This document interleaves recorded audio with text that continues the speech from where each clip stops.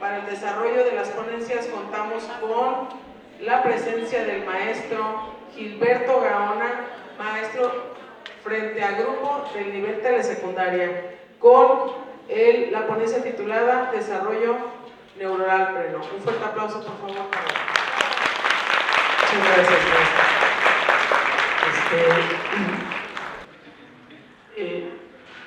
Yo entiendo que nos resuelve, para los que estamos frente a grupo, nos resolvería más que les presentara los programas de desarrollo del cerebro, pero le comentaba a Dani y a la maestra Mireya cuando platicamos que es importante conocer las razones, los principios, los fundamentos de cómo funciona el cerebro, porque eso nos permite entender por qué hacemos tal o cual cosa, pero incluso nos puede permitir crear nuestras propias técnicas, nuestros propios programas. Entonces considero que esta primera parte de la plática no se puede obviar, no se puede quitar, y aunque para algunos de ustedes que ya han estado en otras pláticas pudiera parecer repetitivo, consideramos que es necesario, pertinente tenerlo claro, y sobre todo porque se ha establecido el concepto de desarrollo neuronal pleno en el programa, y lo primero que deberíamos entender es a qué nos referimos cuando hablamos de desarrollo neuronal pleno. O sea, ¿qué estamos diciendo cuando hablamos de desarrollo neuronal pleno? Entonces vamos a plantear algunos datos del cerebro que nos permitan ir intentando explicar a qué nos referimos cuando hablamos de desarrollo neuronal pleno. El cerebro es el responsable del funcionamiento de todo el cuerpo humano, y este dato es obvio, es algo de sentido común, pero necesitamos tenerlo presente porque entonces es claro que debemos cuidar, desarrollar y potenciar nuestro cerebro. ¿Por qué? Porque es uno de los órganos principales. El segundo dato es: el cerebro es una cosa física de un poco menos de 1,5 kilos de peso, pero que tiene billones de neuronas posibles de ser utilizadas, y además las conexiones que se pueden establecer entre las neuronas. Entonces, este dato es importante también. ¿Por qué? Porque el potencial del cerebro humano está subutilizado. Entonces, esto nos deja claro que hay un potencial extraordinario que es posible utilizar. Entonces, todo lo que hagamos en función de desarrollo del cerebro, de hacer crecer el cerebro de los seres humanos, es posible. No se gasta el cerebro, es el único órgano que no se acaba, es el único órgano que entre más le pones, más le cabe, ¿sí? El crecimiento y desarrollo del cerebro es un proceso dinámico y siempre cambiante. Este proceso se puede detener, este proceso se puede hacer lento, pero este proceso también se puede acelerar. No queremos que se detenga, no queremos que se haga lento, queremos que este proceso se acelere. El cerebro humano es capaz de realizar infinidad de cosas, pero de todas las cosas que el cerebro humano es capaz de realizar, la pregunta sería: ¿cuáles son aquellas que nos caracterizan, que nos hacen únicos como seres humanos, que nos hacen superiores a todas las demás criaturas del planeta? Y lo que nos hace diferentes, lo que nos hace superiores a las demás criaturas del planeta es que nuestro cerebro funciona a nivel de la corteza cerebral. No hay ninguna criatura terrestre, no hay ninguna criatura en el reino animal que tenga un cerebro funcionando a nivel de la corteza cerebral. ¿Y cuáles son las funciones que nos caracterizan? ¿Cuáles son aquellas funciones que, si no las tuviéramos, estaríamos en serios problemas para funcionar en la vida cotidiana? Son 6 funciones únicas y exclusivas de la corteza cerebral humana. Ningún cerebro que no esté funcionando a nivel de la corteza puede realizar estas funciones. Hay 3 funciones de naturaleza motora que se ubican en la parte frontal del cerebro y que son caminos de salida del cerebro. Por esos caminos no entra información al cerebro, sale información del cerebro. La primera función es la habilidad para caminar y correr en perfecto patrón cruzado, lo que aquí estuvimos haciendo. No hay ninguna criatura que pueda desarrollar esta habilidad, desafiar la gravedad con solo 2 puntos de apoyo y tener un patrón de movimiento en perfecto patrón cruzado y tener las manos libres para ser utilizadas para resolver los problemas importantes de la vida. Y a nivel de la movilidad hay una función más, que es el desarrollo de la lateralidad. Hay un hemisferio dominante, hay un hemisferio que dirige, hay un hemisferio que guía, y entonces esto es correcto neurológicamente. El 85% de la población somos diestros, el 15% de la población son zurdos, y esto es genéticamente y neurológicamente correcto, ¿sí? Entonces, si nosotros hacemos un programa, como se hacía antes, hace muchos años, para cambiar la lateralidad de una persona que genéticamente tiene la tendencia a ser zurda, y hacemos un programa para que use el lado derecho, vamos a alterar su lateralidad y vamos a afectar las funciones del cerebro. Entonces, hablar de desarrollo neuronal pleno es observar a una persona que en este nivel de movilidad tenga una función perfecta, pero además tenga una lateralidad completa. ¿Y cómo se expresa la lateralidad? Es un hemisferio dominante, es un hemisferio que guía, es otro hemisferio que lo sigue. Se hace evidente con la mano y se hace evidente con el pie. Pero una lateralidad completa es ojo, oído, mano y pie. Y un problema de lateralidad genera problemas de lenguaje, genera problemas de lectura, genera problemas de escritura, genera problemas de coordinación. ¿Por qué? Porque son 2 hemisferios en lucha, ¿sí? Entonces cuesta trabajo decidir qué parte del cuerpo usar, qué palabra utilizar. Yo explicaba esto en una reunión con las mamás de segundo de telesecundaria. Entonces, cuando explicaba esto y cuando les decía que las planas no sirven, repetir no sirve, cuando un niño escribe mal, cambia la B por la P, escribe al revés, dibuja al revés, no sirve las planas. La mamá se empezó a reír y entonces después nos comenta que su hija de 5º grado, que todo el tiempo está en el cuadro de honor, tiene ese problema, y que efectivamente el día anterior había estado haciendo planas e inmediatamente después de que acabó de hacer sus planas le dictan donde existe la B y la P y vuelve a cometer el mismo error. ¿Por qué? Porque no es un problema de comprensión. La niña entiende perfectamente cuál es la diferencia entre la B y la P, pero lo que ocurre es que el cerebro da una indicación y de la mano sale una cosa diferente a lo que indicó el cerebro. Ustedes lo han observado, personas que sufren algún accidente y entonces de su boca salen palabras que no quieren decir, y entonces lo primero que hacemos las personas es tacharlas de retrasados mentales, ¿no? Y entonces se enojan, además de retrasados mentales son violentos porque no los comprendemos, ¿sí? Entienden perfectamente, la niña entiende perfectamente cuál es la diferencia entre la B y la P, pero lo que sale al momento de escribir es una cosa diferente a la que el cerebro ordenó. Entonces, hablar de desarrollo neuronal pleno en términos de movilidad es que estas funciones tienen que ser perfectas. Segunda función, solo el cerebro humano es capaz de hablar un lenguaje vocal, simbólico, de palabras, de significados, establecido convencionalmente y de común acuerdo. No hay ninguna otra criatura que pueda desarrollar un lenguaje de palabras porque no tiene un cerebro funcionando a nivel de la corteza cerebral. Y entonces esta función también tendría que ser perfecta. ¿Y de qué hablamos? Una función perfecta a nivel del lenguaje. Hablamos de niños que usan más de 2000 palabras de lenguaje, que usan todas las oraciones, frases, expresiones de manera correcta, ¿sí? Nosotros en nuestro tiempo usábamos aproximadamente unas 2000 palabras. ¿Cuántas palabras usan los niños el día de hoy? Los jóvenes, los adolescentes, menos de 1000 palabras. ¿Cuántas palabras usó Shakespeare en sus obras? 5000 palabras. Entonces, no podemos hablar de un desarrollo neuronal pleno si no hay un lenguaje total, completo, con un montón de palabras, con una estructura completa y correcta de la expresión oral.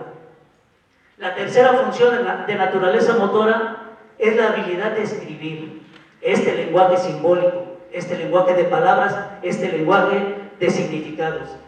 Y escribir tiene 2 condiciones, y la más importante es que es necesario desarrollar la oposición cortical. Se llama oposición porque es la habilidad de oponer el dedo pulgar con el dedo índice y los demás dedos de la mano, y se llama cortical porque no hay ninguna criatura del planeta Tierra que pueda desarrollar esta habilidad, porque su cerebro no está funcionando a nivel de la corteza cerebral. Oposición cortical porque es una función exclusiva de la corteza cerebral humana. Y no solo nos permite escribir el lenguaje, nos permite arreglar, reparar, construir, hacer todas las actividades que el ser humano necesita desarrollar. Estos son caminos de salida del cerebro, son funciones de naturaleza motora, y para desarrollar estas funciones se requiere directamente de las otras tres funciones, que son funciones de naturaleza sensorial, que se ubican en la parte posterior del cerebro y que son caminos de entrada al cerebro. Por estos caminos no sale información, por estos caminos entra información. Y es solo el cerebro humano, solo la corteza cerebral humana tiene la habilidad de leer el lenguaje escrito, el lenguaje de palabras, el lenguaje simbólico, el lenguaje de significados. Pero para leer se requiere una función única de la corteza cerebral humana, que es la habilidad de converger la visión, de desarrollar la convergencia visual. ¿Y qué es la convergencia visual? Es los dos ojos funcionando de manera coordinada a la distancia del punto cercano. Y el punto cercano a la distancia de la nariz a lo largo de mi brazo. Y esta es la distancia de la lectura. Y esta es la distancia de la escritura. Y esta es la distancia a la que se han creado las obras más maravillosas de la humanidad. Y esta es la distancia a la que se puede medir el grado de desarrollo de una cultura o una civilización. La convergencia visual es desarrollo, la convergencia visual es lectura, ¿sí? ¿Y cómo desarrolla el ser humano la convergencia visual? Gateando. ¿Por qué? Porque al momento de que el niño gatea, la visión está trabajando a nivel de la convergencia visual, a nivel del punto cercano. Por eso hay una relación directa entre arrastrar y gatear y la habilidad de converger la visión. Hay una relación completamente directa. Y el 80% de los problemas de lectura en niños, adolescentes, jóvenes y adultos están más relacionados con problemas de convergencia visual que con problemas de inteligencia o problemas de aprendizaje o de cualquier otra índole. ¿Qué quiere decir? Que si nosotros resolvemos los problemas de convergencia visual, vamos a mejorar la habilidad y la capacidad de leer de los seres humanos. Si nosotros mejoramos la oposición cortical, vamos a desarrollar la habilidad de escribir mejor. Entonces, muchas cosas que se hacen en preescolar, por ejemplo, que se hacen en las escuelas, empiezan a aparecer como pérdida de tiempo para las madres y los padres de familia. Por ejemplo, cuando las compañeras de preescolar, los niños están boleando, pues pudiera parecer que están perdiendo el tiempo porque quieren ver planas y planas desde preescolar, pero están trabajando la oposición cortical, ¿sí? Están preparando al niño para escribir correctamente. Entonces, cuando ensartan, cuando pegan, cuando colorean, cuando recortan, están trabajando la oposición cortical. Y entonces va a escribir mucho mejor un niño que pasó todo el primer grado de preescolar o el segundo grado de preescolar haciendo actividades para desarrollar la oposición cortical y la convergencia visual. Va a escribir y leer mejor que un niño que no lo hizo. Además va a ser más coordinado, va a ser más hábil. Lo que estamos generando es habilidad y facilidad. La segunda función de naturaleza sensorial es la capacidad de escuchar y entender este lenguaje de palabras, este lenguaje vocal, este lenguaje de significados del que estamos hablando. Y la tercera función de naturaleza sensorial es la habilidad de sentir y comprender. Yo puedo elegir entre dos objetos muy similares únicamente con el tacto, el que yo quisiera tomar. Entonces, el ojo ve, el oído escucha, la piel siente, pero no comprende. El cerebro no ve, no escucha, no siente, pero comprende. Para que se dé la comprensión humana, el mensaje tiene que llegar al cerebro. El mensaje tiene necesariamente que llegar al cerebro. ¿Cómo podemos hablar de desarrollo neuronal pleno? Estas 6 funciones atraviesan 7 niveles de desarrollo. Todos esos niveles de desarrollo tienen que ser perfectos para poder hablar de un desarrollo neuronal pleno. Hablar de desarrollo neuronal pleno es una persona perfectamente coordinada, es una persona que puede leer cualquier texto a cualquier nivel de comprensión, un texto técnico, un texto científico, ¿sí? Un texto de cualquier tipo. Es una persona que puede estructurar su lenguaje de manera completa, de manera total. Es una persona que entiende el lenguaje sin ningún problema. Eso es hablar de desarrollo neuronal pleno, pero para que el cerebro humano llegue a ese nivel, atraviesa por 7 niveles. Y el primer nivel es el nivel más primitivo. Es el nivel de las criaturas que aparecieron hace miles de millones de años en el agua. Es el nivel de las criaturas más rudimentarias, más primitivas que existen en la actualidad en el planeta Tierra. Es el nivel del bebé recién nacido y es un nivel reflejo. Ese cerebro solo tiene una función, y es una función refleja. El llanto al nacer, que significa estoy vivo, es su primer palabra del lenguaje, estoy vivo. El reflejo de la luz, en términos de visión. El movimiento espontáneo de brazos y piernas, en términos de movilidad, es el nivel reflejo. El reflejo prensil, si tú pones a un bebé boca arriba y le pones un objeto en la palma de su mano, él va a cerrar la mano. Si tú jalas ese objeto, él va a apretar. Y aunque lo esté lastimando, él va a apretar cada vez más. ¿Por qué? Porque el cerebro solo tiene esa función. Esa es la única función que tiene el cerebro y es un nivel reflejo. Es el cerebro funcionando al nivel reflejo. Va transcurriendo el tiempo de manera espontánea con las experiencias que va teniendo, las oportunidades que va teniendo, la información que se le va dando al cerebro, y entonces ese cerebro pasa a un segundo nivel. El primer nivel es un cerebro funcionando a nivel de la médula espinal. El segundo nivel es un cerebro funcionando a nivel de las áreas subcorticales. Y entonces el cerebro humano tiene dos funciones, aparece una nueva función y se le llama función vital o respuesta vital. ¿Qué hacemos nosotros a nivel manual? Cuando algo nos lastima, abrimos la mano y entonces el bebé empieza a soltar. Se llama soltar vital. Cuando algo lo está lastimando, en lugar de apretarlo, lo suelta.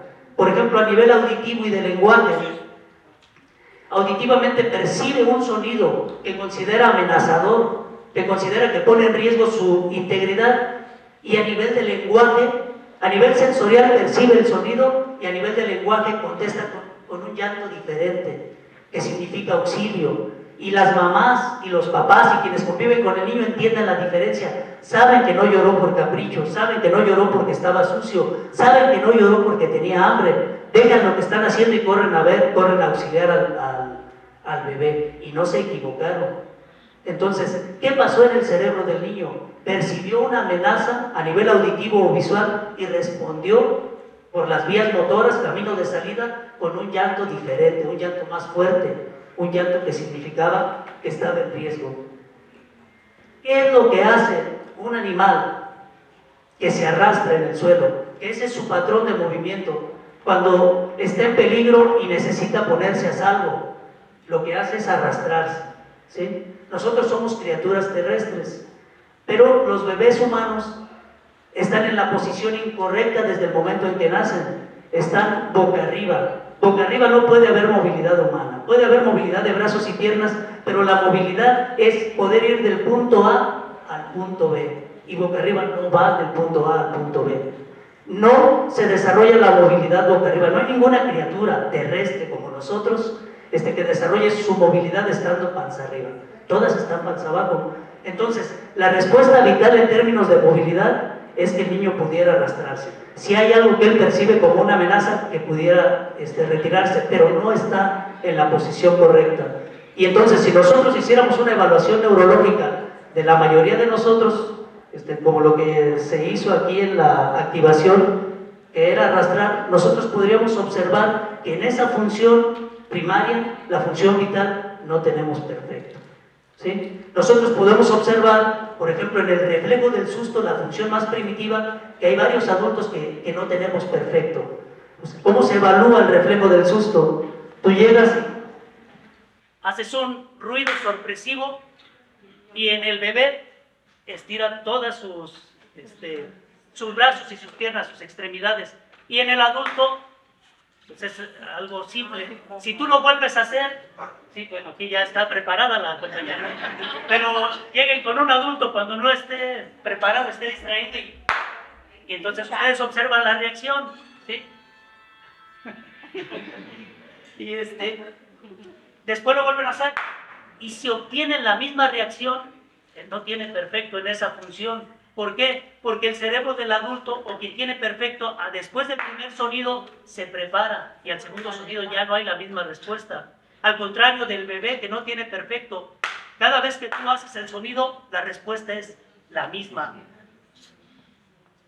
Entonces, hablar de desarrollo neuronal pleno es que estas funciones primitivas, esta respuesta vital, deberían ser perfectas. Si nosotros evaluáramos únicamente la movilidad, encontraríamos que es difícil que estas funciones sean perfectas. Entonces, no podemos hablar de un desarrollo neuronal pleno. ¿Por qué? Porque para que las funciones superiores sean perfectas, tienen que ser perfectas las funciones inferiores. Y entonces, ahí es donde está parte del trabajo que se está realizando con los programas, algunos que se hacen en las escuelas. Sigue el bebé teniendo experiencias espontáneas porque no son planificadas, porque no son programadas, sigue recibiendo información, sigue teniendo oportunidades esporádicas de usar esa información y entonces ese cerebro funcionando a nivel de las áreas subcorticales pasa a un siguiente nivel. Ese cerebro empieza a funcionar a nivel del cerebro medio y entonces hay una función nueva, una función mucho más importante, empieza a tener objetivos, empieza a tener significados y entonces empieza a diferenciar en términos visuales, ya no solo a percibir contornos, ya no solo si un adulto se mueve en la habitación y ve la sombra, lo sigue, no, empieza a reconocer el rostro de mamá, de papá, a diferenciar el rostro de mamá del de la tía, empieza a reconocer el tono de voz de la mamá, del papá, llora si regañan al hermano mayor porque empieza a entender que hubo un cambio en el tono de voz, empieza a escuchar, a ver, empieza a funcionar significativamente. Y la función del cerebro medio es desafiar la gravedad y ponerse en posición cuadrúpeda y empezar a gatear. Y entonces todas las criaturas cuadrúpedas del reino animal están funcionando a nivel del cerebro medio. Y le tomó al niño pequeño un promedio de unos 7, 8 meses empezar a gatear. Pero nosotros observamos a los niños de la sociedad occidental que tienen 8, 9, 10 meses y no gatean, ¿sí? Y que caminan a lo mejor pronto, pero porque estuvieron en andadera. Y entonces le toma al cerebro humano 12 arduos meses para dejar el reino animal y entrar al reino de la humanidad, para poder desafiar la gravedad con 2 puntos de apoyo y ponerse de pie, ¿sí? Para poder empezar a articular 1 o 2 palabras, para empezar a entender algunas palabras, para empezar a funcionar a nivel de la corteza cerebral. Le toma en promedio 12 largos meses, hay a quienes les toma más. Y a partir de ahí, todo es empezar a funcionar a nivel de la corteza cerebral. Pero aquí está planteado el problema. ¿A qué nos referimos cuando hablamos de desarrollo neuronal pleno? A que estas 6 funciones únicas y exclusivas del cerebro humano deben ser perfectas. Y entonces tendríamos que revisar si todas las funciones inferiores son perfectas. Entonces estaríamos hablando de desarrollo neuronal pleno. ¿Qué es lo opuesto al desarrollo neuronal pleno? Es la desorganización neurológica. Si nosotros le decimos a una mamá, a un papá, que su hijo tiene desorganización neurológica, se va a molestar con nosotros. Pero ¿quiénes tienen desorganización neurológica? ¿Quiénes tenemos desorganización neurológica? Todos aquellos que no tenemos un perfecto, un excelente en estas funciones. Entonces, si nosotros respondemos a la pregunta, no es de alarmarnos si hablamos de desorganización neurológica. Es completamente correcto decir y aceptar que la mayoría de nosotros tenemos alguna desorganización neurológica. Y entonces nosotros encontramos 2 edades en todos los seres humanos. Encontramos una edad cronológica y encontramos una edad neurológica, o hasta 6 edades neurológicas. Voy a poner un ejemplo. Un estudiante de secundaria de segundo grado, 13 años, y no puede leer textos completos, no tiene una lectura de palabras completas, de letrea, ¿sí? Entonces, cronológicamente tiene 13 años, pero neurológicamente tiene 6 años en términos visuales. No tiene una buena escritura, tiene problemas de lateralidad, se come las letras, escribe al revés, cambia las letras, cambia las palabras, ¿sí? Neurológicamente tiene 13 años, cronológicamente tiene 13 años, neurológicamente tiene 6 años o menos de 6 años. No sé si se entiende entonces la edad cronológica y la edad neurológica. Desarrollo neuronal pleno es que la edad cronológica y la edad neurológica son similares. Desarrollo neuronal pleno ideal es que la edad neurológica es superior a la edad cronológica. Doy un ejemplo, un niño de 5 años que está leyendo, los hay, sí existen, muchos. Entonces, neurológicamente está, y que no está leyendo a un nivel de primero, segundo, de primaria, porque los niños que aprenden a leer a edades tempranas son niños que desarrollan una comprensión extraordinaria. Entonces puede estar leyendo a los 5 años textos de cuarto de primaria. Cronológicamente tiene 5 años, pero neurológicamente tiene 8 o 9 años. Esto es lo que quisiéramos ver. Esto sería excelente, esto sería lo ideal. Pero nosotros estamos observando lo contrario. Programa de desarrollo neuronal pleno, el concepto es excelente, es extraordinario, pero tenemos que ser completamente conscientes de que tenemos que caminar hacia allá. Estamos trabajando para alcanzar el desarrollo neuronal pleno y que entre más pronto lo hagamos y que entre más niños lo logren y que entre más adultos cerremos el circuito en aquellas áreas que no están, que no son perfectas, estaremos creando habilidad y facilidad. Esas personas que vemos que todo se les facilita, que pueden aprender cualquier cosa, que pueden hacer cualquier cosa con facilidad, eso debería ser el derecho de todos, ¿no? Y entonces estaríamos hablando de una revolución pacífica, estaríamos hablando de un nivel de desarrollo humano, de otro nivel, a lo mejor diferente al que estamos nosotros observando. Antes de trabajar el patrón evolutivo, deberíamos de trabajar como estimulación temprana para trabajar lo del cerebro primitivo que mencionaba. Por eso explicaba en un principio que es importante entender las razones, los porqués, los fundamentos. Si usted observa las 6 funciones aquí descritas, entonces lo que usted va a plantear como programas que inciden directamente en el cerebro es las funciones sensoriales se desarrollan con información, dotando de información al cerebro. Las funciones sensoriales son 3. Es la visión, para poder llegar a leer el lenguaje, la audición, que es escuchar y comprender el lenguaje, y la tactilidad, ¿sí? Esas se desarrollan con información. Si usted quiere que el niño lea, hay que estarle mostrando palabras, es decir, poner el cerebro a trabajar en función, hay que leerle textos, hay que acercarlo al mundo de la lectura, ¿sí? Si quiere que entienda el lenguaje, hay que tener conversaciones con él. No hay que quitarle todo el contexto socioemocional que tiene y comunicativo que tiene el lenguaje. El aparato se lo quita. Es una fría máquina que no le sonríe, que no lo palmea, que no lo abraza, que no tiene un afecto. Entonces hay que escuchar al niño, hay que tener conversaciones con el niño, es dotar de información al cerebro. Y las funciones de naturaleza motora se desarrollan con oportunidad. Entonces no es estimulación temprana, es realizar aquellas actividades que desarrollan estas 3 funciones que describimos aquí. Oposición cortical. Abrir y cerrar una botella. La mano menos hábil toma la botella y la mano más hábil abre o cierra. Nosotros lo hacemos de manera automática porque hemos desarrollado la lateralidad, pero una persona que no tiene desarrollada la lateralidad duda con cuál mano. Entonces, abrir y cerrar, abotonar, desabotonar, bajar un cierre, recortar, bolear, todo este tipo de actividades que están enfocadas directamente al cerebro porque están desarrollando oposición cortical. Entonces, no es cualquier actividad. No todas las actividades están enfocadas directamente al cerebro. Entonces, entender las 6 funciones nos permite saber qué sí y qué no. Entonces, la movilidad, caminar en perfecto patrón cruzado, correr en perfecto patrón cruzado. Con eso que hicieran, con frecuencia, intensidad y duración, estarían aportando al desarrollo del cerebro. Arrastrar, gatear, estaría aportando al desarrollo del cerebro. Entonces, es entender las funciones y programar las actividades, además de que ya hay algunas actividades programadas. Yo soy diestro con las manos, pero con el pie, por ejemplo, el caso del fútbol, soy izquierdo. ¿Qué puede suceder ahí? Miren, hay muchas personas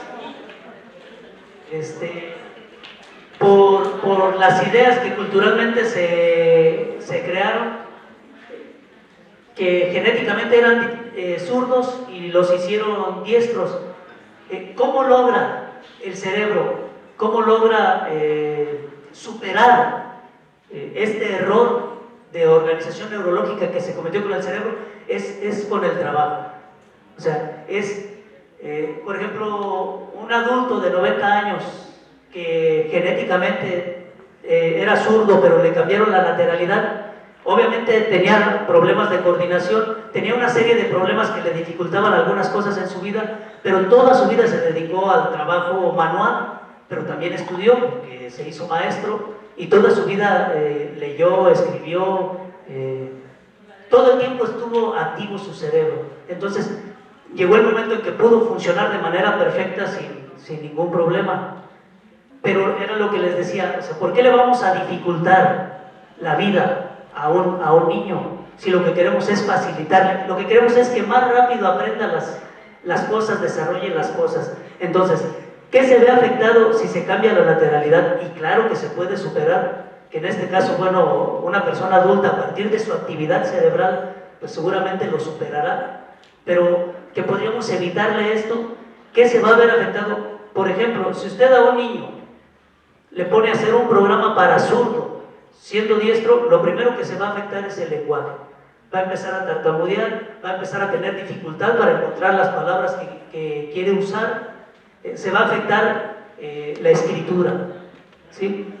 Va a empezar a cambiar las letras, va a empezar a tener dificultades para escribir, pero lo va a superar con el tiempo, sí.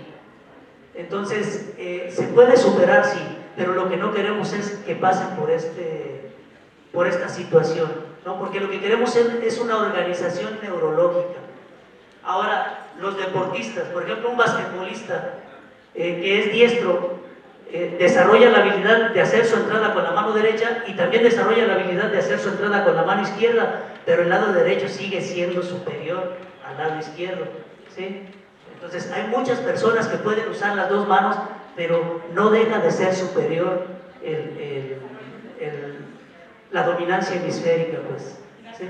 ¿Cómo podemos saber cuál es la tendencia a la lateralidad de nuestros niños?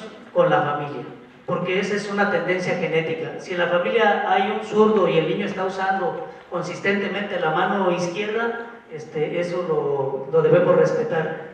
De los 0 a los 6 años, la lateralidad no está completamente definida. Entonces, si ustedes en preescolar ven un niño que colorea con la izquierda y luego lo hace con la derecha, no se preocupen, porque su lateralidad está en proceso, ¿sí? Pero, ¿cómo ayudamos a que las personas terminen de definir su lateralidad, a que los niños terminen de definir su lateralidad? Con el programa físico. O sea, el programa físico, el programa de desarrollo primario humano, arrastrar, gatear, caminar, correr, el programa de braqueo, el programa de equilibrio, el programa de respiración, van a llevar a que este niño desarrolle la lateralidad completa, y entonces nosotros le vamos a evitar el problema. ¿Cuál es el otro problema que tenemos? Que comenta la compañera: el mundo está hecho para los diestros, no está hecho para las personas zurdas, y es un error. En todas las escuelas debería haber condiciones para las personas zurdas, y si no lo investigamos cometemos errores. Yo les doy un taller de guitarra a los alumnos de la telesecundaria. Me llegó un alumno zurdo, nunca cambié las cuerdas, me di cuenta cuando ya iba a egresar que era zurdo. Se cometí un error garrafal por no investigar la situación del niño. Del otro problema que usted dice, ¿por qué se están atendiendo niños con necesidades especiales en la escuela regular? Miren, aquí no quiero entrar en un debate y bueno, además el tiempo no nos va a dar, me voy a salvar. Mira, aquí hay un problema. Se enmascaró en un discurso humanista el hecho de la inclusión, ¿sí? Se enmascaró en un discurso completamente humanista. Si no eres inclusivo en este aspecto de los niños que nacen con un cerebro sano y los niños que nacen con un cerebro dañado, ¿sí? Si no eres inclusivo, pues imagínate, eres lo peor. Y entonces aceptamos el discurso, ¿sí? Porque si no teníamos un cargo de conciencia, pero es una mentira. No podemos meter todos los problemas en un mismo cajón. Tenemos que diferenciar niños que nacen con un cerebro sano, niños que nacen con un cerebro lesionado, niños que se lesionan el cerebro en algún momento de su vida, personas que se dañan su cerebro en algún momento de su vida por algún golpe, por falta de oxígeno, por cualquiera de las causas que pudiera ocurrir. Niños que no tienen una lesión cerebral y que tienen un problema en alguno de sus músculos o sus órganos. Son cosas completamente diferentes. Los niños que tienen una lesión o un daño cerebral no deberían estar en la escuela regular. Deberían estar con un programa en casa y en las escuelas de educación especial completamente equipadas, con un programa de desarrollo enfocado directamente al cerebro y con un programa que se complemente en casa como lo hace su servidor. Yo tengo un niño con lesión cerebral. Cuando lo llevaba a Estados Unidos, a la terapia donde aprendimos todo esto, me decían que la gente de Europa, me decían que si el gobierno en México no me obligaba a tenerlo en una escuela, en ese tiempo, ¿no? Porque en Europa ya los obligaban a tenerlos inscritos en una escuela regular, pero no. O sea, que el discurso que porque socializan, los niños socializan con su familia y es el mejor espacio para la socialización porque se les respeta, porque se les quiere, porque se crean las condiciones para favorecer su desarrollo. En la escuela regular, desafortunadamente, no vamos a poder favorecer el desarrollo de un niño con un cerebro lesionado. Y eso se tendría que plantear, se tendría que discutir abiertamente. No somos no inclusivos. O sea, si queremos brindarle verdaderamente un derecho de desarrollo a estos niños, de resolver el problema con el que nacieron, es una opción completamente distinta a la que se está planteando con este falso discurso de la inclusión. Muy diferente a un niño que tiene un problema en las piernas pero que no tiene una lesión cerebral. Se tienen que crear las condiciones, las rampas en la escuela para que este niño pueda acudir a una escuela regular. Son casos completamente distintos. No sé si respondo a la pregunta. Pero entonces, esta es una tarea pendiente. ¿Por qué? Porque estamos aceptando todo. O sea, aceptamos ese discurso. O sea, lo aceptamos y entonces a las escuelas está llegando. Y no es problema que lleguen a las escuelas, el problema no es de nosotros, ni siquiera es de los niños. O sea, sí lo llegan a aceptar. El problema es que este niño, con un daño cerebral, le estamos negando la oportunidad, la posibilidad de avanzar en su desarrollo. Ese es el problema. Ese es el problema, no es el otro. No tenemos ningún otro tipo de problema. No somos no inclusivos. Cuando una persona está en estado de coma en un hospital, lo ponen en la zona más aislada, ¿sí? Que no le hagan ningún ruido. Debería ser todo lo contrario. Deberían ponerlo en la zona más ruidosa, donde más gente le hable, ponerle música, hacerle el reflejo de la luz.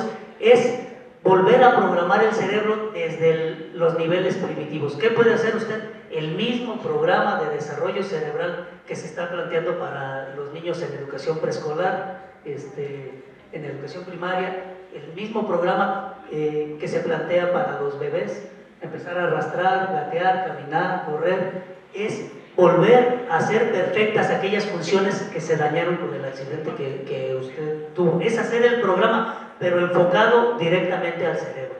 O sea, tenemos dos formas de ver el problema. Un problema es ver los síntomas, ¿sí? Si nosotros vemos los síntomas, nosotros andamos por las ramas.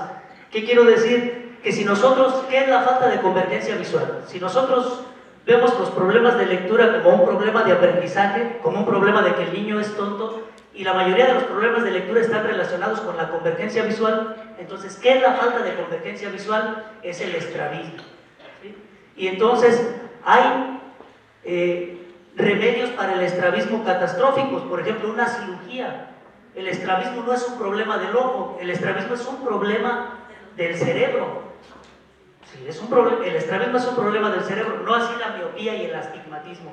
Si los ojos se meten o los ojos se salen, es un problema del cerebro. Si nosotros atendemos los síntomas, entonces se va a hacer una cirugía correctiva, van a alinear los ojos, pero al paso del tiempo se van a volver a desalinear, porque el problema no está en el ojo, el problema está en el cerebro, ¿sí? Entonces necesitamos enfocar el programa al problema, no a los síntomas. Si nosotros vemos un problema de lenguaje, tartamudea, repite palabras, no encuentra la palabra que quiere decir, y atendemos el problema del lenguaje como un problema de aprendizaje, de retraso mental, estamos tratando el problema de manera inadecuada. Se trata tan de manera inadecuada que se medica a los niños, se droga a los niños, cuando el problema es una desorganización neurológica en alguna de las funciones. En este caso entiendo que la función motora fue la que se vio más afectada. Primeramente, pues quedé sin habla, sin vista, no sabía caminar. Ahí están las funciones. Sigo sin sensibilidad, ahí están las funciones, ¿sí se fijan? Sí. Entonces, es un programa enfocado a no ocupa medicamento, no ocupa cirugías, ocupa un programa enfocado a las áreas del cerebro. ¿Cuáles son los principios de desarrollo del cerebro? El primer principio es que el crecimiento y desarrollo del cerebro es un proceso dinámico y siempre cambiante. Se puede detener, pero también se puede acelerar. El cerebro es el órgano más manipulable del cuerpo humano. El cerebro es el órgano más programable del cuerpo humano. Es fácil programar un cerebro, es sumamente difícil desprogramar el cerebro. Si al cerebro le entra una mentira, del cerebro sale una mentira. Si al cerebro le entra desorganización, del cerebro sale desorganización. Si al cerebro le entra caos, de ese cerebro solo va a salir caos. Y entonces nosotros enseñamos mentiras desde que el bebé nace.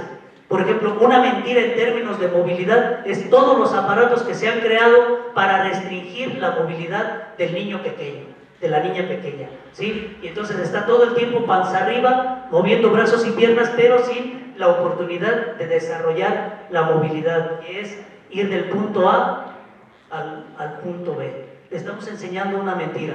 Y luego lo metemos en una andadera y entonces estamos enseñando una mentira física. Porque ese niño va a aprender a caminar, puede ser que metido en la andadera desde los 4 o 5 meses a los 10, 11 meses ya esté caminando. Pero no va a ser más coordinado que aquel niño que tuvo la oportunidad de arrastrar en el suelo, de gatear en el suelo, levantarse por él mismo y después desafiar la gravedad y después empezar a caminar. Cuando estos dos niños de la misma edad cronológica empiecen a crecer, la diferencia va a ser abismal, ¿sí?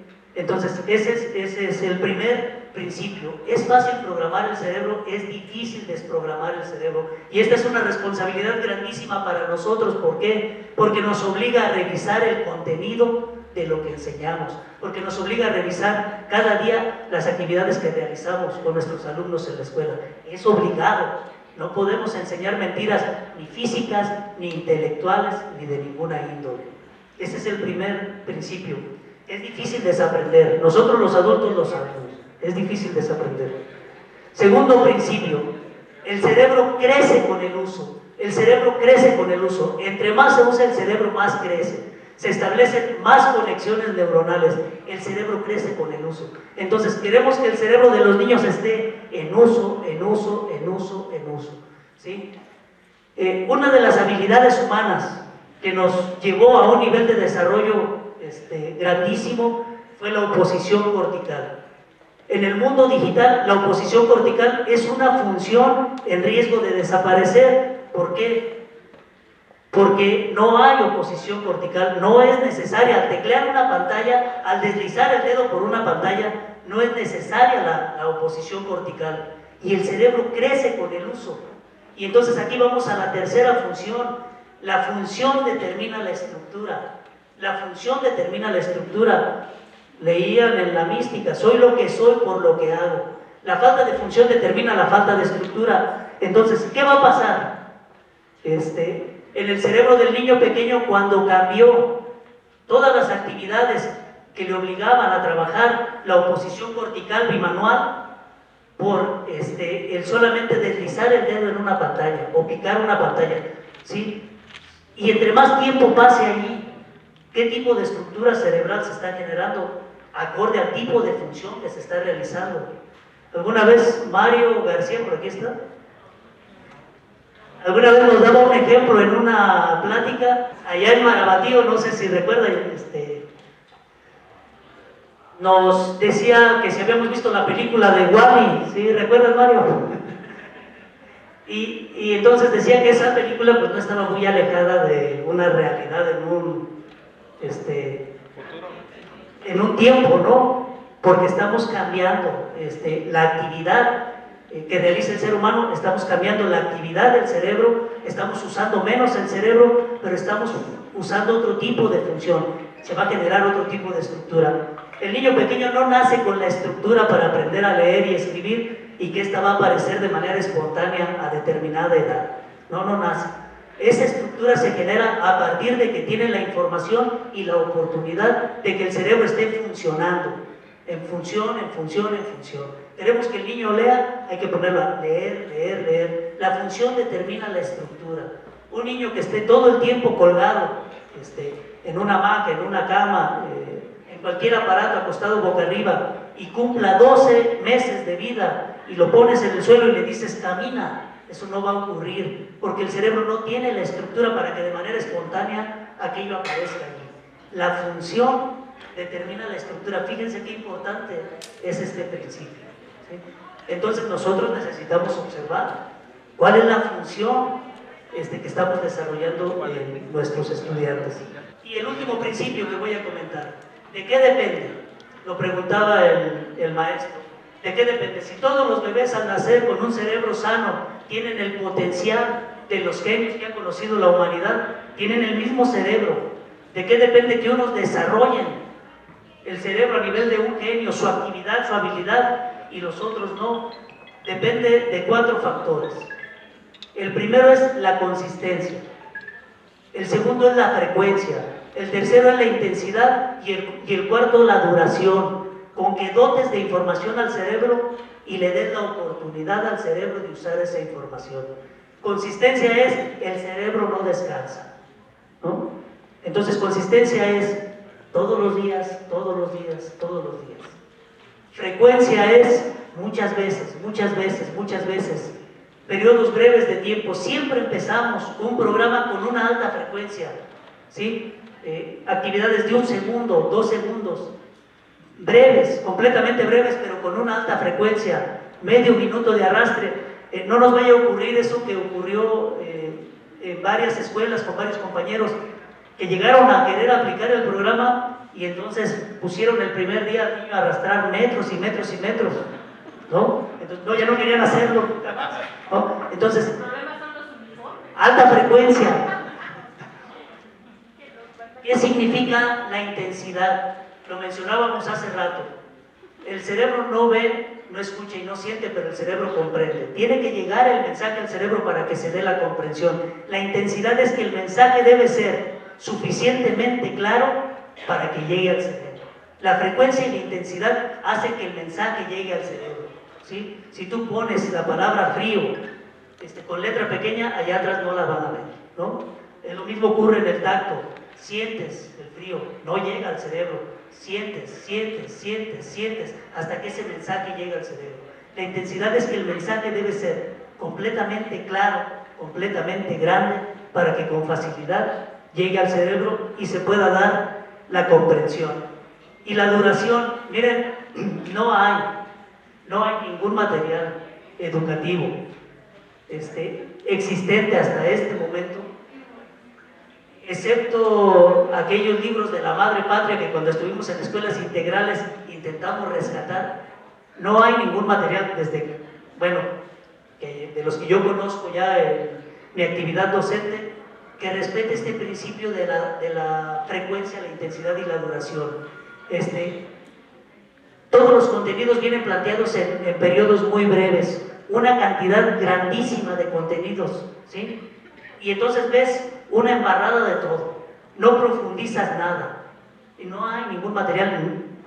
Perdón, otro día regreso para que me pateen, ni los de la nueva escuela mexicana, o sea, ¿por qué? Porque es el mismo esquema, o sea, planteamientos de contenidos, por ejemplo, traen un montón de proyectos que deben durar una semana, ¿no? Entonces no podemos, lo que decía hace un rato Dani, sigue siendo un principio, sigue siendo una necesidad recuperar nuestra materia de trabajo. O sea, tenemos que diseñar los materiales, las actividades y decidir y definir el contenido de nuestra materia de trabajo y la forma en cómo vamos a desarrollar el contenido y los tiempos que necesitamos desarrollar ese contenido. O sea, necesitamos romper, porque sigue siendo una imposición. Entonces, si nosotros conocemos esto, tenemos que modificar lo que nos llega como programas, tenemos que actuar de tal manera que potenciemos un desarrollo mayor en nuestros alumnos, en nuestros estudiantes. Bueno, ¿cuáles son los programas de desarrollo del cerebro? El programa número 1 es crear las condiciones óptimas para que el cerebro pueda funcionar, y es el programa fisiológico, ¿sí? ¿Qué necesita el cerebro para funcionar? Y hay dos principios básicos. El primer principio es eliminar al máximo posible todo lo que daña el funcionamiento del cerebro, ¿sí? A nivel de la alimentación, a nivel de lo que estamos expuestos en el medio ambiente, es evitar todo lo que daña el cerebro. El cerebro requiere una buena nutrición, requiere suficiente oxígeno, entonces es eliminar todo lo que daña el cerebro. Cero chatarra. O sea, se abandonó aquella campaña, se retomó cuando se vino la pandemia, todo el mundo se empezó a preocupar por su salud. En las escuelas integrales ya nos habíamos preocupado desde muchos años antes y teníamos campañas en contra de toda la chatarra y aún no sabíamos de esta información. Segundo principio, fortalecer el sistema inmunológico al máximo posible. Entonces, eliminamos todo lo que daña el cerebro y fortalecemos el sistema inmunológico. Una buena hidratación, un buen programa respiratorio activo y una buena nutrición. Ese debería ser el primer programa, antes de intentar cualquier otro. En ese deberíamos intentar avanzar. Segundo programa de movilidad. Porque el programa de movilidad, además de tener beneficios fisiológicos como la respiración, la coordinación, el equilibrio, tiene beneficios intelectuales, mejora la convergencia visual, mejora la oposición cortical, entonces mejora la lectura, entonces mejora la escritura, entonces mejora la comprensión. Entonces este sería en orden de importancia el segundo programa de movilidad. Tercer programa, para los bebés, para los niños pequeños, para todos aquellos que tienen lesión cerebral, programa sensorial.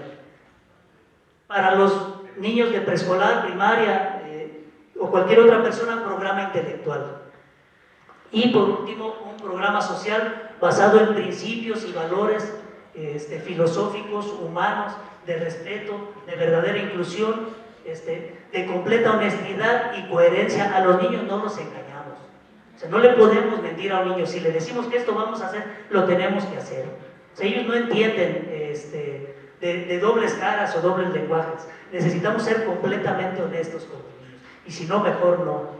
Reglas completamente claras, instrucciones completamente claras para las responsabilidades que tienen que realizar. Las responsabilidades no disminuyen, van aumentando en la medida en que van resolviendo con facilidad y con habilidad las primeras responsabilidades que ya se les pusieron. Es un programa social. Todas las personas, todos los seres humanos, incluidos los niños, requieren principios básicos pues ahora sí, para conducirnos, ¿no? Pero esos principios son los mismos para todos y requieren responsabilidades porque lo que estás planteando que se entienda es que tenemos que resolver los problemas de nuestra vida, de nuestro entorno, de nuestra comunidad, en un nivel individual, pero en un nivel social y colectivo. ¿Cuáles serían estos principios? Pues yo creo que en ese sentido los materiales que la propia sección ha construido nos dan mucha idea, ¿no? La solidaridad, la honestidad, la colectividad, el poder resolver los problemas de manera conjunta, pero lo que sí se debe hacer con todos los niños, aunque sean pequeños, es que todos tienen un nivel de responsabilidad acorde a sus posibilidades, ¿sí? Que todos tienen un nivel de comportamiento basado en el respeto. Yo voy a dar un ejemplo. Llega el niño pequeño corriendo, tú estás leyendo un libro y pum, te lo tumba de una manotada y te ríes, ¿sí? Llega por segunda ocasión el niño pequeño, tú estás leyendo, pum, te lo tumba de una manotada y te vuelves a reír, ¿no? Pues es pequeño el niño, pues no pasa nada. Una tercera ocasión llega y pum, realiza lo mismo, te lo tumba, pero emocionalmente estabas en otra condición y entonces lo reprendes de forma dura y entonces el niño no comprende. El niño no comprende por qué la primera vez no me reprendió, al contrario, hasta se rió, y por qué ahora sí me reprendió. Y entonces lo que el niño comprende es que puedo pegar 2 veces y a la tercera me reprende. Entonces, todos los planteamientos que le hagamos al niño deben ser completamente coherentes, completamente honestos. Si ustedes le dicen al niño en educación inicial, aunque pareciera que el niño no entiende, si ustedes le dicen, en media hora vamos a cantar una canción, en media hora cantas la canción. Si tú estás en tu casa y le dices a tu niño pequeño, voy a trabajar, regreso a las 2 de la tarde, a las 2 de la tarde regresas. A eso me refería con ser completamente coherentes. Las responsabilidades me refería a que todos tienen que contribuir al bienestar colectivo. Todos, en un grupo, en un salón, en un aula, en la familia. Entonces todos tienen una responsabilidad, ¿no? Acorde a sus posibilidades. Pero la responsabilidad primero la realizan con ayuda y después se le dan instrucciones claras para que se vaya realizando de manera independiente. Y cuando hay la independencia y la facilidad, entonces se incrementan las responsabilidades, porque la responsabilidad no es una carga, porque la responsabilidad entendida en este sentido es una acción que beneficia a él y a los demás. Son las cosas que yo podría decir, y bueno, pues leer todo el material en términos de humanismo, pues que los compañeros pueden sugerir con más precisión. Sería uno, la lateralidad debe ser completa. Si nosotros queremos hablar de desarrollo neuronal pleno, la lateralidad debe ser ojo, oído, mano, pie. Ojo y oído es más difícil evaluarla, reconocerla, identificarla, pero con el programa físico hecho consistentemente, por ejemplo, los bebés pequeños que tienen la oportunidad de arrastrar, gatear y tener una oportunidad de desarrollo físico ordenada, organizada, de acuerdo a las funciones cerebrales, no va a tener problemas de lateralidad. Ellos no tienen problemas de lateralidad ni problemas de convergencia visual. Pero los niños que no tuvieron esa oportunidad, el programa de arrastre, el programa de gateo, todo el programa físico va a terminar de desarrollar la lateralidad y entonces no vas a tener que evaluarla. Les decía que las planas no sirven. O sea, puedes hacer planas aun cuando estés estudiando el doctorado y no lo vas a corregir. Puedes hacer consistentemente, con alta frecuencia, intensidad y duración, programa físico y va a llegar un momento en que las cosas se van a corregir de manera automática. No sé si respondo a la pregunta, pero no hay lateralidad completa solamente en la mano. ¿Qué estudios o elementos realizar para los niños? Miren, el punto de vista desde el que estamos observando el cerebro en el programa de desarrollo neuronal es desde el punto de vista funcional, no estructural. Si ustedes se fijan, toda la plática gira en torno de las funciones del cerebro. Realmente yo no me preocuparía por estudios clínicos o médicos. Por ejemplo, bueno, voy a hablar de mi hijo porque lo tengo de referencia, ¿no? Cuando le hacían potenciales visuales o auditivos, pues se le tenía que sedar porque no se dormía por su propia cuenta, pues, ¿no? Entonces se le tenía que sedar, pero para salir de la sedación, pues se aventaba 2 días. Y lo que salía en los estudios, pues no era algo que nosotros no supiéramos. Teníamos un niño ciego y sordo, eso salía. Y lo que salía como programa, pues, no le redituaba nada en su desarrollo. Entonces decidimos no hacerle ningún potencial visual ni auditivo.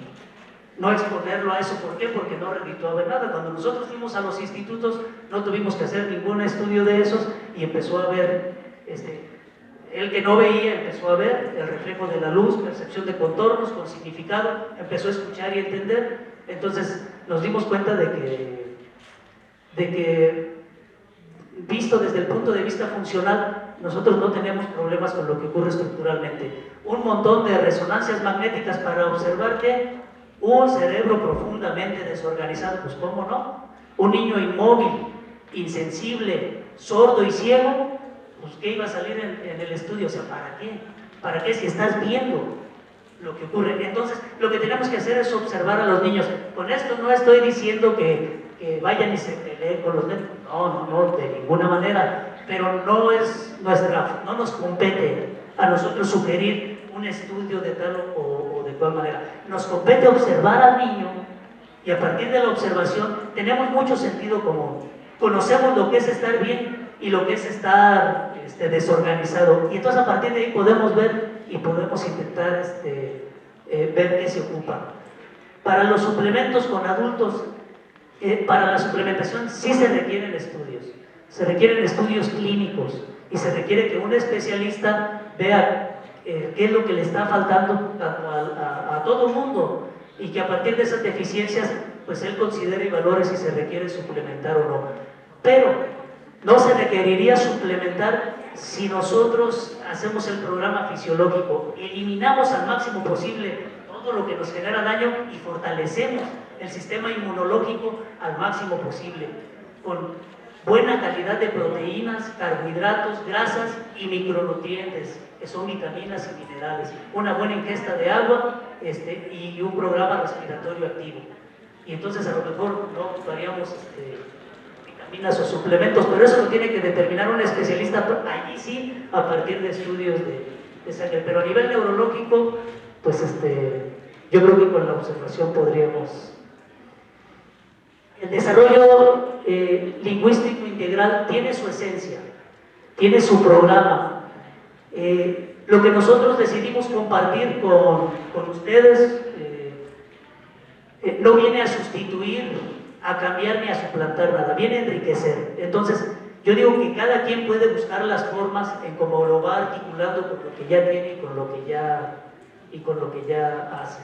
Ese sería y entonces sí hay, porque muchos temas coinciden con a lo mejor la posibilidad de hacer un grupo de palabras y un grupo de tarjetas, y entonces el niño está viendo, además de la temática que se plantea, palabras relacionadas, tarjetas relacionadas, ¿no? Por ejemplo, mamíferos, y entonces haces tu grupo de tarjetas de inteligencia de mamíferos, haces tu grupo de palabras de mamíferos y además llevas al mismo tiempo lo que establece el programa de desarrollo lingüístico integral. Entonces es buscar las formas, no viene a sustituir nada ni viene a cambiar nada, porque luego existe, bueno, en alguna ocasión que me invitaron a alguna plática como que llevaron a alguien más, existía esa idea de que una de las dos propuestas tenía que quedar, no eran antagónicas, no era ese el punto de debate, eran complementarias, pero la idea y el prejuicio era de que una tenía que negar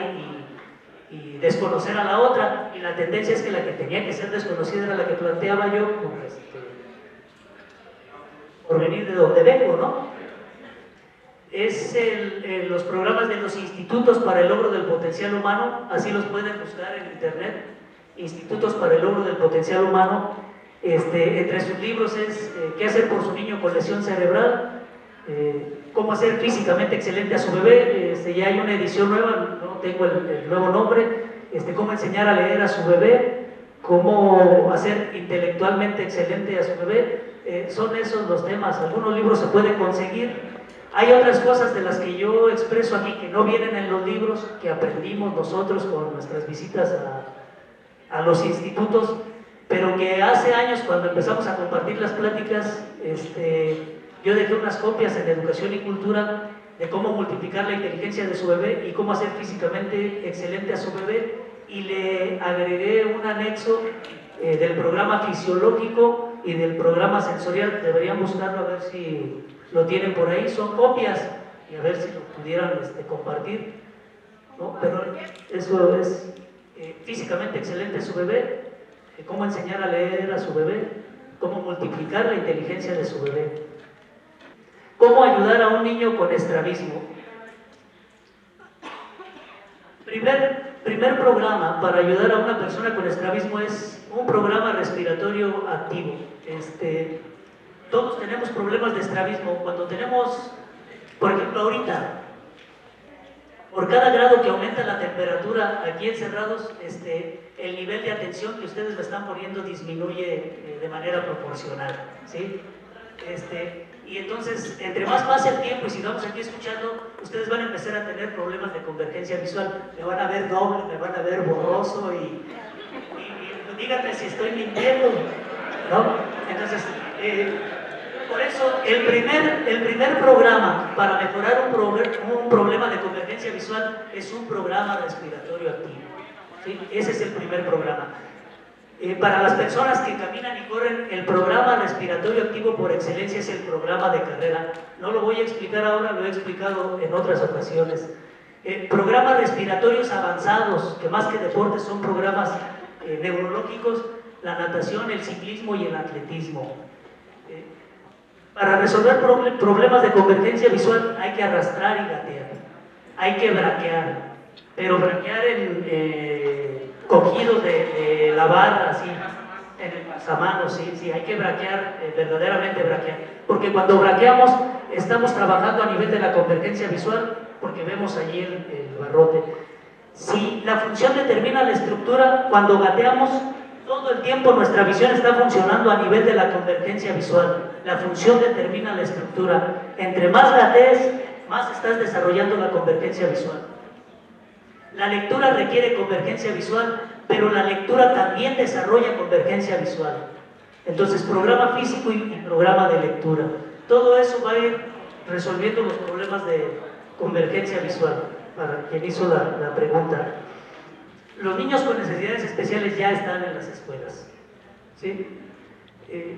Lo ideal sería hacer un programa diferenciado, pero es difícil dadas las condiciones de que es un maestro para un número considerable de alumnos. Todas las actividades del programa de desarrollo neuronal que hemos explicado en otros momentos servirían. Sí es necesario aprender a hacer el diagnóstico funcional. Aprender a hacer el diagnóstico funcional requeriría una sesión de unas 2 horas, pero si no podemos hacer el diagnóstico funcional es intentar entender este documentito que se llama Perfil de Desarrollo, e intentar ubicar en qué nivel de desarrollo se encuentra el niño, y a partir de ese nivel, entonces ver si no sabe leer y está en segundo de primaria, es hablar con los papás, porque el mayor éxito lo van a tener en casa, y enseñarle a hacer un programa de lectura y hacer en la medida de lo posible un programa de lectura en el aula. Estamos limitados porque tenemos que atender a todos, ¿sí? No podemos priorizar el desarrollo del que más necesita, tampoco del más desarrollado. Tenemos que encontrar la forma de que todos continúen en su desarrollo.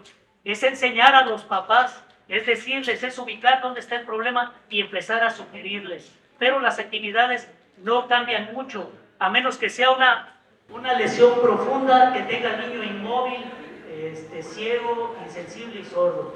De allí para fuera, las actividades planteadas de manera general como programa estándar, que ya muchos de ustedes conocen, pueden aplicarse de manera similar, pero requeriría incrementar la frecuencia, la intensidad, la duración y la consistencia, y eso solo se puede hacer en casa. Solo se puede hacer en casa. ¿Para qué? Para que ocurra el fenómeno de ponerse al corriente, ¿sí? Para que estos niños puedan ponerse al corriente con los demás. Entonces es hablar seriamente con los papás, es convencerlos de que se ocupa, de que se requiere, y es enseñarles cómo hacerlo. Y bueno, pues ahora sí yo aquí terminaría. Muchas gracias por su atención.